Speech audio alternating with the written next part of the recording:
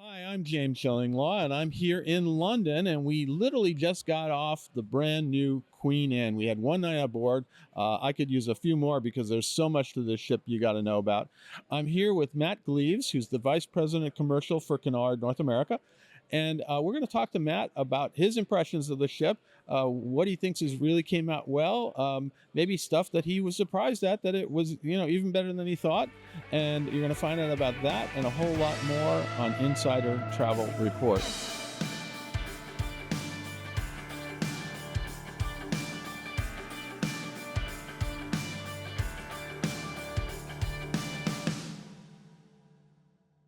So Matt, we just got back. It was pretty amazing. It's really an amazing ship. I got to tell you. I mean, Cunard is really special. I mean, you don't build them that often. I mean, there's some lines seem to pop them out every year, but you got four now, and they're all And I was on the first of the Queen Mary too, and I've been on over not an overnight, but a lunch or something. But tell me a little bit. What was your impression of the ship when you're walking around?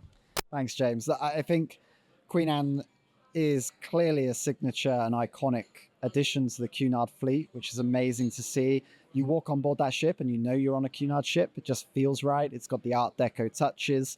And the designers spent, as you know from the design forum that you sat through, have spent ages in our archives in Liverpool looking through little. Definitely did their research, but they did their research and then put their own imprint on what they did, right? Absolutely. So they've gone the little signature points of our history and picked little points out and weaved it into the fabrics of maybe the linens or the pillows and the cushions or the wallpaper, and just really brought the Cunard's history into the modern era through Queen Anne.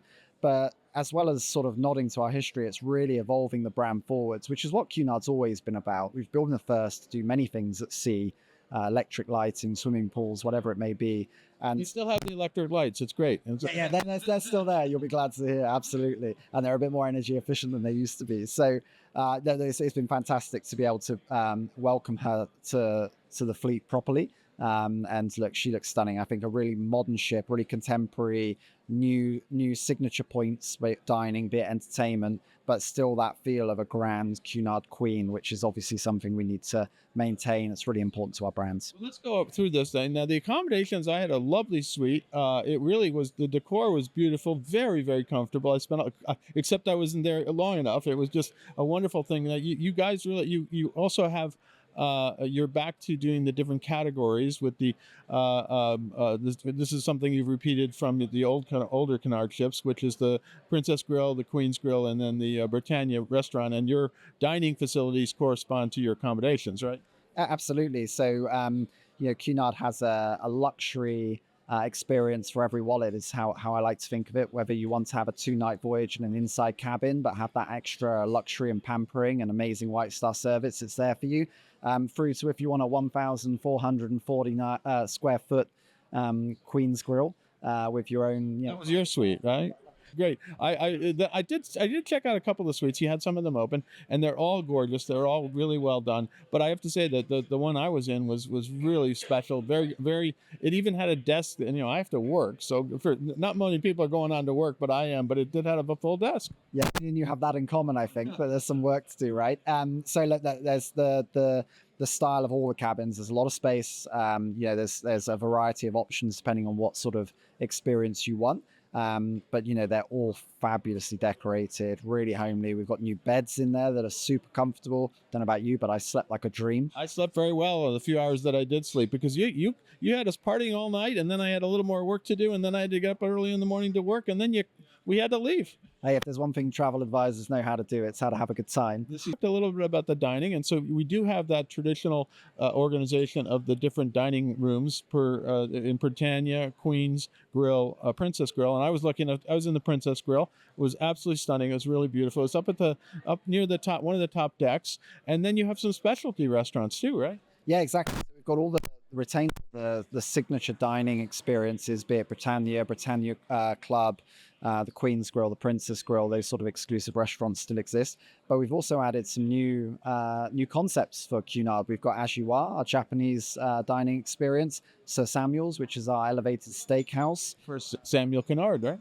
Absolutely, yeah. There's a good thing about the history is you've got something to name someone after.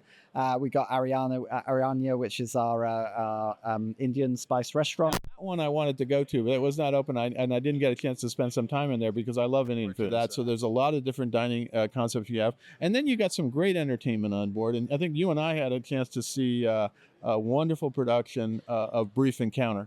Yes, and we've Pride and Prejudice sort of on board as well. So two new entertainment concepts. And we've also got a new entertainment space in the Bright Lights Society, which is kind of a cabaret, tiny sort of intimate venue, which will do everything from cabaret to burlesque type performances and doubles up as a nightclub in the evening. It's called the Bright Lights Society because, as I said earlier, we're the first to have electric lighting on board the ship. So a little nod to our history, but a really modern space where people can go and have a really intimate and extremely entertaining performance. Well, what came out of the production show was Brief Encounter, and I walked by. There was a guy. I think he was a DJ, also a trumpeter, and people were dancing. And I'm saying, this is a different Cunard. Who is your client today? Who's your customer today? And who do you want it to be tomorrow, based on things that you're introducing with this new vessel? Yeah, I think there's the signature Cunard venue.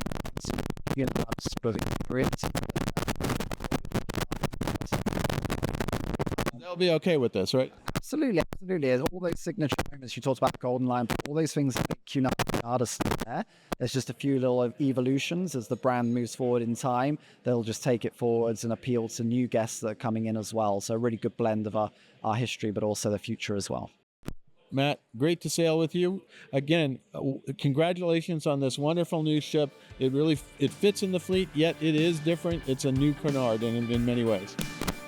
I'm James Shillinglaw, and this is Insider Travel Report.